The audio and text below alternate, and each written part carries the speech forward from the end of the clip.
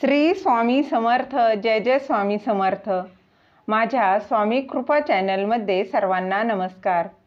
स्वामी महाराजांच्या कृपेने तुमच्या सर्व चांगल्या इच्छा पूर्ण होत ही स्वामी महाराजांच्या चरणी प्रार्थना करते आणि आजच्या या नवीन व्हिडिओला सुरुवात करते. पिठोरी अमावस्या या दिवशी 64 योगिनींची पूजा केली जाते. प्रत्येक आईनं या दिवशी आपल्या मुलांसाठी या 64 योगिनींची पूजा आवर्जून करायची आहे. यामुळं तुमच्या मुलांची सर्व बाजूंनी प्रगती होणार आहे, त्यांचा विकास जो आहे तो होणार आहे. तर 2 सप्टेंबरला आहे श्रावण अमावस्या. हिलाच आपण पिठोरी अमावस्या असंही म्हटलं जातं.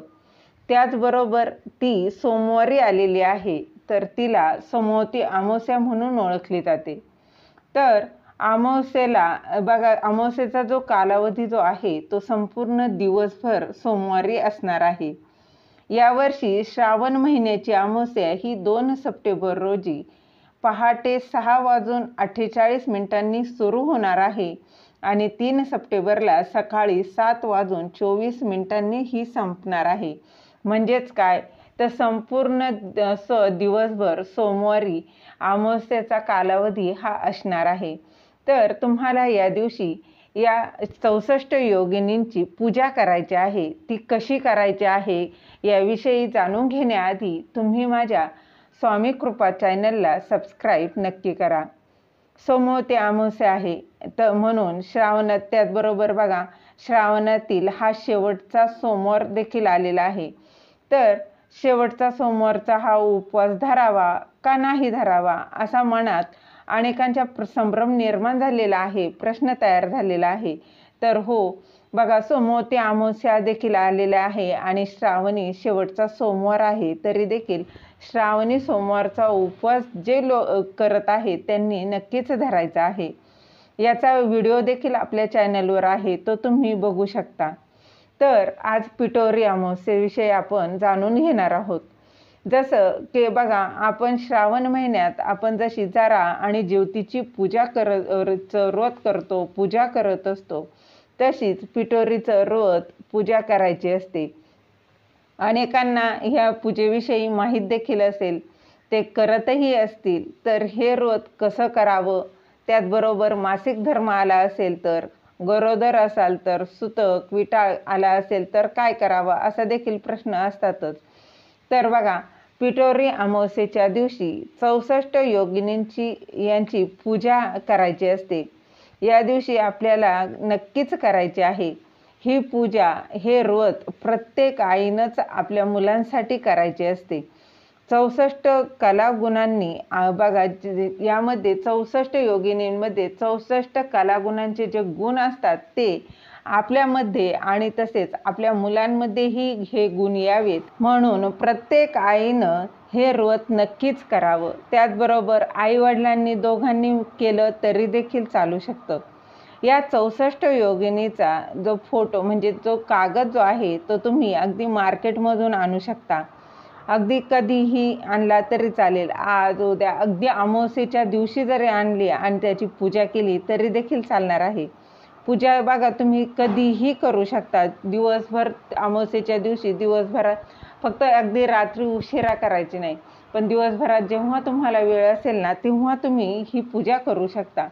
तर काय करायचं आहे, मार्केटमधून हा 64 योगिनींचा कागद आणायचा आहे आणि जिथे आपण बघा नाग नरसोबत लावलेला आहे ना, चिटकवला आहे, त्याच्या बाजूला ह्या 64 योगिनीचा हा कागद चिटकवायचा आहे.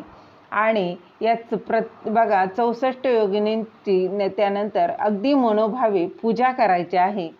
त्याप्रमाणे बघा तो कागद चिटकून झाल्यानंतर त्याला एक कापसाचं वस्त्र जे आहे ते घालायचं आहे. त्याचबरोबर ज्याप्रमाणे आपण नागनरसोबाला आघाड्याची माळ घालतो, दुर्वांची माळ घालतो, अगदी त्याचप्रमाणे आघाड्याची किंवा दुर्वांची, नाहीच काही शक्य झालं ना तर अगदी तुळशीची जरी माळ घातली तरी चालते, ते माळ त्यांना घालायची आहे. आणि प्रत्येक योगिनी 64 योगिनी ह्या ज्या आहेत यांची प्रत्येक योगिनीची मनोभावे पूजा करायची आहे.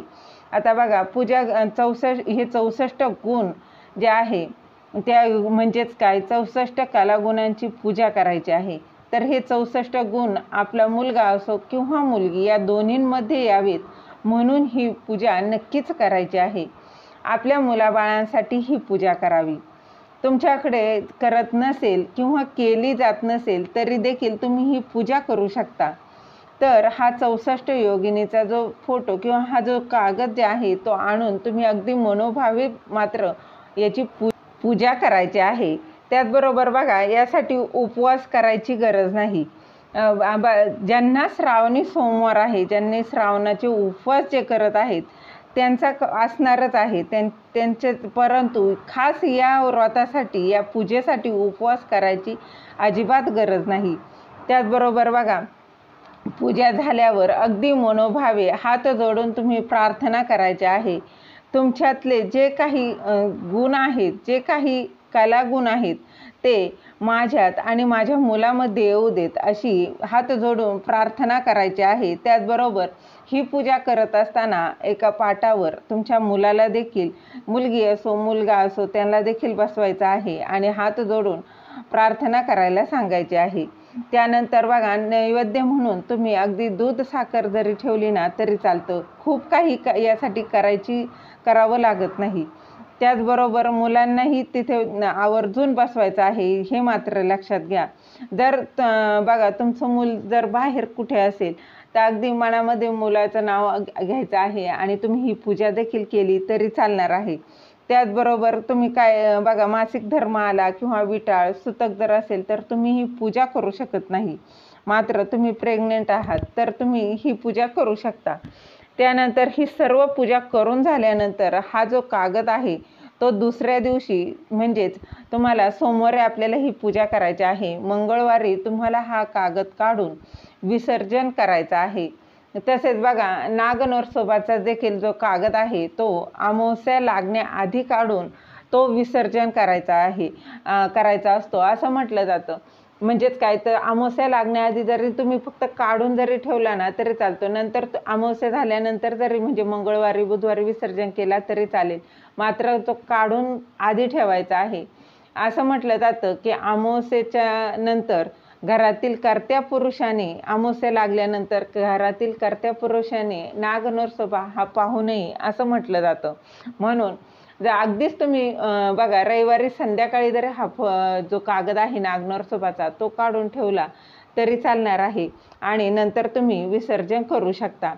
तर बघा, अशा पद्धतीने या 64 योगिनींची पूजा जी आहे ती आपल्याला करायची आहे. यामुळे तुमच्या मुलांची प्रगती होणार आहे, तुमच्या मुलांचा विकास होणार आहे, तुमच्या मुलांची सर्व बाजूंनी प्रगती होणार आहे. 64 योगिनींचे ते 64 कलागुण तुमच्या मुलामध्ये यावेत म्हणून ही पूजा प्रत्येक आईनं आपल्या मुलासाठी करायची आहे, आपल्या मुलाच्या प्रगतीसाठी करायची आहे. झालेली सेवा महाराजांच्या चरणी रुजू करते. दिलेली माहिती तुम्हाला आवडली असेल तर लाईक करा, शेअर करा, सबस्क्राईब करायला विसरू नका. श्री स्वामी समर्थ. जय जय स्वामी समर्थ.